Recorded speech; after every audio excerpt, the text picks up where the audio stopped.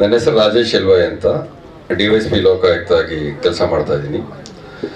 ಇವತ್ತು ಇಲ್ಲ ನನ್ನ ಸ್ನೇಹಿತನ ಹುಟ್ಟುಹಬ್ಬ, ಒಂದು 3 ಗಂಟೆ ಕಾಲ ಪರ್ಮಿಷನ್ ಬೇಕು ಅಂತ ಪರ್ಮಿಷನ್ ಲೀವ್ ತಗೊಂಡು ವಿಶ್ ಮಾಡ್ಲಿಕ್ಕೆ ಬಂದೆ. ನನ್ನ ಇಲ್ಲಿ ಕೂರಿಸಿದ್ರು. ನನ್ನ ಅವರ ಸ್ನೇಹ ಸುಮಾರು 20 ವರ್ಷದ್ದು, ಫಾರ್ ಲಾಸ್ಟ್ 20 years, 2004ನೇ ಇಸ್ವಿಯಿಂದ ಶುರು ಆದಂತ ಜರ್ನಿ. ಈ ಅಪ್ಪನ ಬಗ್ಗೆ ತುಂಬಾ ಖುಷಿ ಏನು ಅಂತಂದ್ರೆ, ಜೀವನದ ವಿವಿಧ ಮಜಲುಗಳಲ್ಲಿ ಜೊತೆಲಿ ಇದೀವಿ, ಆದ್ರೆ is always a born fighter. So boxing ring ಅಲ್ಲಿ ಒಂದು ಮಾತು ಹೇಳ್ತಾರೆ, if somebody falls down with a punch, there is not defeated, but he decides not to get up.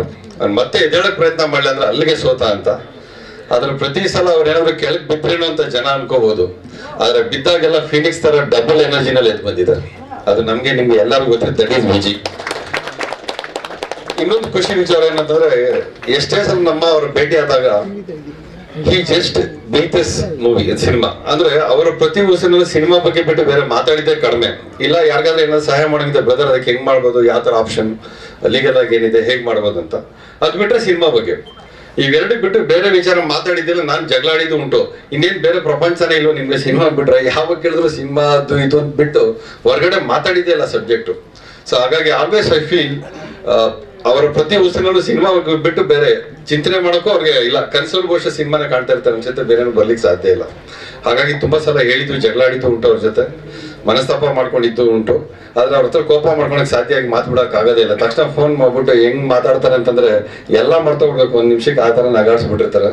So ಬಹುಶಃ ಇವತ್ತು ನನ್ನ ಮಗ ಜಯಸೂರ್ಯ ಟಾಸ್ಕ್ ಅನ್ನೋ ಮೂವಿನಲ್ಲಿ ನಾಯಕ ನಟನಾಗಿ ಮಾಡ್ತಾ ಏನಂದ್ರೆ ಅದು ಸಂಪೂರ್ಣವಾಗಿ ಅವರ ಆಶೀರ್ವಾದದಿಂದಾನೆ. ಅಂದ್ರೆ ಅವ್ರು ಬೆಳೆಸಿದಂತ ಹುಡುಗ, ಭೀಮಾದಲ್ಲಿ ಒಂದು MLA ಮಗನ ಪಾತ್ರ ಕೊಟ್ರು. ಸೊ ಅದನ್ನ ಅವರು ಚೆನ್ನಾಗಿ ಇವರ ಗರಡಿನಲ್ಲಿ ಅವನು ಶುರು ಆಯ್ತು. ಸೊ ಅದರ ಒಟ್ಟಿಗೆ ಅತಿ ಮುಖ್ಯವಾಗಿ ತುಂಬಾ ಸಹೃದಯ ಅಂತ ಹೇಳಲಿಕ್ಕೆ ಇಷ್ಟಪಡ್ತೀನಿ. ಆ ಸಹೃದಯ ಪ್ರೇಮ ಮತ್ತೆ ಸ್ನೇಹಕ್ಕೆ ಕೊಡೋ ಬೆಲೆ ಇಲ್ಲಿವರೆಗೂ ನಮ್ಮನ್ನ ಇಲ್ಲಿಗೆ ಎಳೆದು ತಂದಿದೆ. ಹಾಗಾಗಿ many happy returns of the day, ಹುಟ್ಟುಹಬ್ಬದ ಶುಭಾಶಯಗಳು. ಹೀಗೆ ಖುಷಿಯಾಗಿತ್ತು. ಅವ್ರು ಹೇಳಿದ್ರು ಹುಟ್ಟಿದ ಸಾರ್ಥಕ ಆಗೋಯ್ತು ಗುರು ಅಂತ.